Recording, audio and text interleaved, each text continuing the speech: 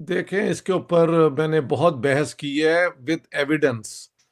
To nation theory वैसे तो जब से अंग्रेज़ों ने हिंदुस्तान पे कब्ज़ा किया और मुसलमानों के हाथ से ताकत निकल गई, तो दोनों तरफ से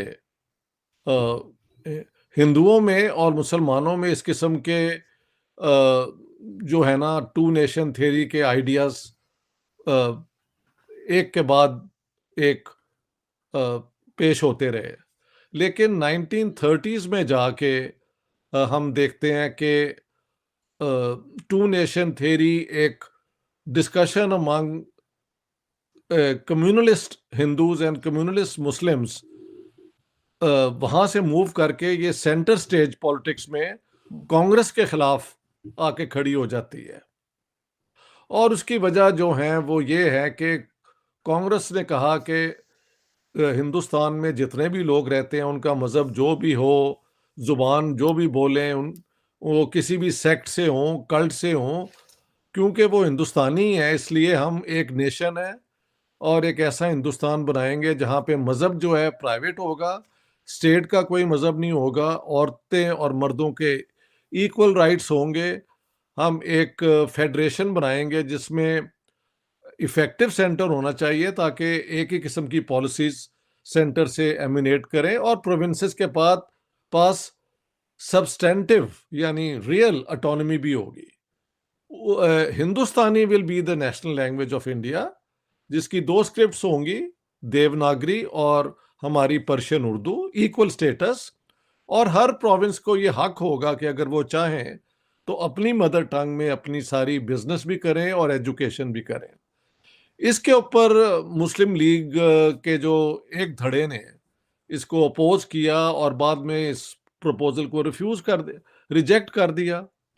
तो उसके बाद 30s के अंदर जब 1935 एक्ट आया, इलेक्शन हुआ, मुस्लिम लीग इलेक्शन बुरी तरह हार गई उन इलाकों में जहां मुसलमान मेजॉरिटी में थे। और कांग्रेस जो है उसने पहले 6 फिर 8 प्रोविंसेस में अपनी हुकूमत बनाई। तो मुस्लिम लीग की तरफ से फिर ये जो एक idea was being tossed around for more than almost 100 years, वो मेन स्ट्रीम सियासत में आया। और मुस्लिम लीग ने और मोहम्मद अली जिन्ना ने इस आइडिया को फिर अपनी बुनियाद बनाया सियासत का, ये कह के। और मैंने, अगर आप मेरी जिन्ना वाली किताब पढ़ें और आपके पास है भी, आप वो चेक कर सकती हैं। उन्होंने, वैसे तो ये आइडिया आप कहते हैं अलामा इकबाल के साथ लोग इम्प्यूट करते हैं, लेकिन अलामा साहब ने एक आइडिया ऐसा दे के बाद में विड्रॉ कर लिया था कि कभी मुसलमान नहीं सोच सकते कि ब्रिटिश एम्पायर के बाहर कोई ऐसी स्टेट बनेगी। नहीं नहीं नहीं, हम तो चाहते थे कि within the British empire एक ऐसा मुस्लिम मेजॉरिटी स्टेट बने जो आने वाले हमलों को सबसे पहले रोके। 33 में अलबत्ता चौधरी रहमत अली और कुछ और स्टूडेंट जो कैम्ब्रिज में थे, उन्होंने नाउ और नेवर एक पैम्फलेट लिखा जिसमें पाकिस्तान का नाम भी प्रपोज हुआ। P for Punjab, A for Afghania यानी north west frontier Khyber Pakhtunkhwa, K for Kashmir और इस्तान फॉर सिंध एंड बलूचिस्तान। आप देखें उसके अंदर बंगाल को बिल्कुल उन्होंने इंक्लूड किया ना। अलामा इकबाल की स्कीम में बंगाल, हालांकि मेजॉरिटी मुसलमान जो थे वो बंगाल में रहते थे। आजकल एक बड़ी मिथ शुरू हुई है कि पाकिस्तान की डिमांड तो बंगालियों ने की है। ये बिल्कुल नॉनसेंस है। वो ये है कि बंगालियों ने मुस्लिम लीग की बुनियाद नवाब ऑफ ढाका ने पैदा की थी after the partition of Bengal, लेकिन उसका पाकिस्तान बनने के साथ कोई ताल्लुक नहीं था। बाद में तो जब पाकिस्तान का आइडिया मेन स्ट्रीम हुआ है, तो ना इकबाल ने और ना चौधरी रहमत अली ने, जिन्होंने ख़ास तौर पे इस पे काम किया है, बंगाल को इंक्लूड किया है। बल्कि यूपी के मुसलमान, सीपी के मुसलमान, महाराष्ट्र के, मैसूर, ये सारों को एक्सक्लूड करके कोई 22 से 23% लोगों के लिए ये एक मुल्क जी, बनाना चाहते तारड़ थे। साहब एक स्टेटमेंट देते हैं जो कि बड़ी पॉपुलर है अमेरिका में। तारड़ जी। साहब कहते हैं कि पाकिस्तान जो है वो हमने फाइलों में बनाया है। तो ठीक है। मैं बेसिकली, और आप अभी पाकिस्तान गए हुए थे, मैं वो भी चाहता हूँ कि आप थोड़ा हमारे साथ अपना पाकिस्तान का एक्सपीरियंस भी शेयर करें। बल्कि अभी मैं आपका फ्राइडे टाइम्स पे आपका आर्टिकल पढ़ रहा था, जो कि आपने अपनी ब्यूरोक्रेसी में बारे में जो लिखा हुआ था। ये जो बात है कि क्या हमने पाकिस्तान फाइलों में बनाया, ये जिस वक़्त आज अगर आप देखें तो पाकिस्तान की जुडिशरी में, पार्लियामेंट में जो दींगा-मुश्ती हो रही है, इसको आप देखते हैं कि ये फाइलों में बना हुआ है, और हम जो है वो जो हमें तरक्की करनी चाहिए थी, जो हमारे प्रोमिसेस थे, वो हमें हमारे साथ फुलफिल नहीं हुए। आपका रीसेंट एक्सपीरियंस, आप काफ़ी देर 4 साल के बाद आपने अपने आर्टिकल में लिखा कि आप गए हैं। आप कैसे देखते हैं, और हमें ज़रा काइंडली इस हवाले से थोड़ा एजुकेट करें? देखिए, ये अपना साजिद ताडर साहब ने जो उसकी डिस्क्रिप्शन की है, वो इतनी, वो क्या कहते हैं, सक्सेंट है, इतनी कि ये सारी जो कार्रवाई हमने ये किया, हमने ये अचीव किया, यूं हुआ, वो सिर्फ फाइलों में है। अब 75 साल बाद जाके अगर आप देखें तो एक बेबसी का वो माहौल है, क्योंकि लोग उम्मीद लगाए बैठे रहे 75 साल के, हमारी जो है ना किस्मत बदलेगी, एक नया मुल्क बनेगा, शायद हमें तरक्की करने का मौका मिले। तो वही जो एक करप्ट और जो रूलिंग क्लास जिसे कहते हैं, पावर एलीट कहते हैं, उसकी तो मौजे मौजे हैं सर। आप पाकिस्तान में जाके देखें, 5 स्टार होटल इस्लामाबाद के और इधर उधर, वहाँ पे तो लगता है कि ये बड़ा कोई तरक्की याफ्ता मुल्क है। आप वो डिफेंस कॉलोनीज में चले जाएं।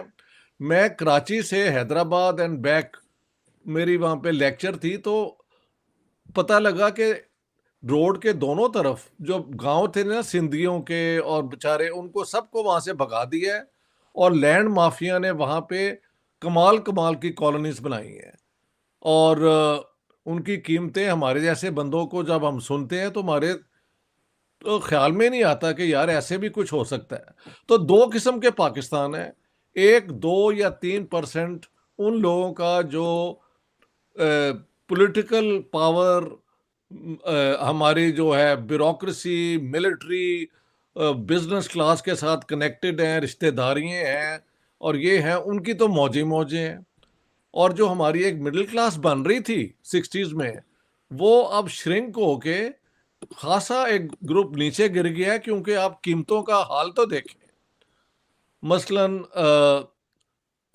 इंडिया में वो बताते हैं 100 रुपए के 7 किलो आलू मिल जाते हैं, पाकिस्तान में उसका रेट आप देखें क्या है, 5 टाइम्स 3 टाइम्स ग्रेटर। तो पार्टीशन का होना, पाकिस्तान का बनना, क्या आम मुसलमान या आम पाकिस्तानी कहना चाहिए के लिए कोई वो उससे फ़ायदा हुआ है? मुझे नज़र नहीं आता। बल्कि 75 साल के बाद अब जब मैं गया हूँ, तो मेरी जो पुरानी किताबें हैं और जिन्ना साहब पे जो किताब है, I had no time to have a private life. 9 हफ्ते से ज़रा 1-2 दिन कम, 27 पब्लिक ऑडियंस मैंने वो क्या कहते हैं एड्रेस किए, अपना पॉइंट ऑफ व्यू दिया, वहाँ पे बहुत मुनासिब सिविलाइज्ड उस पे डिस्कशंस हुई। और फिर लाहौर में, इधर उधर, कराची, इस्लामाबाद में लोगों ने घरों में बुलाया, और वहाँ पे महफिलें हुई। हर किस्म के पाकिस्तानी जो लोग हैं उनसे मेरी बातें हुई।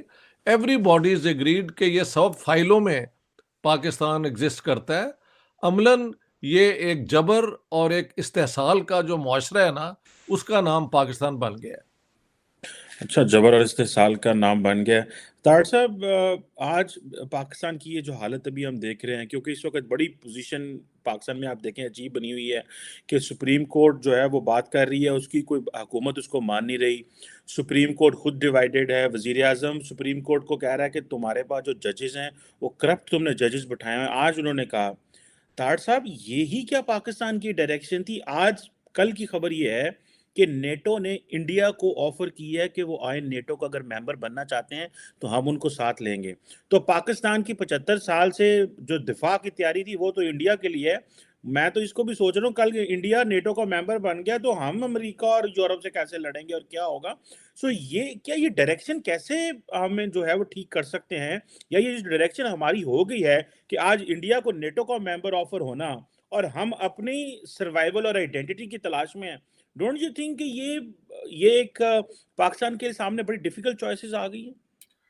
چیمہ صاحب آپ نہ لڑیں گے نہ آپ نے لڑنا ہے کیونکہ آپ کے ڈی این اے نہیں ہے لڑنے والا. سب سے پہلے تو میں آپ کو یہ ڈیفیوز کرنا چاہوں گا کہ آپ شرارت کر سکتے ہیں, لڑیں گے نہیں. آپ اس سے واہ زیادہ واہ آپ شرارت کر سکتے ہیں بالکل. آپ شرارت کریں گے وہ بھی ڈالر کے لیے, پیسے کے لیے کریں گے. آپ ہم، اس سے زیادہ آگے نہیں جا سکیں گے according to your historically proven your D N A. You are not a fighter to begin with. اب اس میں بتانا یہ چاہ رہا تھا کہ آج سب سے پہلے تو میں آپ کا شکر گزار ہوں کہ آج مجھے آپ نے ونس اگین ڈاکٹر صاحب جو کہ بالخصوص سب کانٹیننٹ کی ہسٹری کے اوپر ایک نالج کا سمندر ہے اور جو پاکستان کا اور پنجابی اور اردو سپیکنگ لوگوں کے لیے ایک بلیسنگ فرام دا گاڈ ہے. میرے لیے میں پرویلیجڈ اینڈ آنر. اور میں آپ کا جو ٹرپ تھا ڈاکٹر صاحب کا میں ہمیشہ ڈاکٹر صاحب کو فالو کرتا ہوں. میرے مینٹور ہیں. I learn many things from him.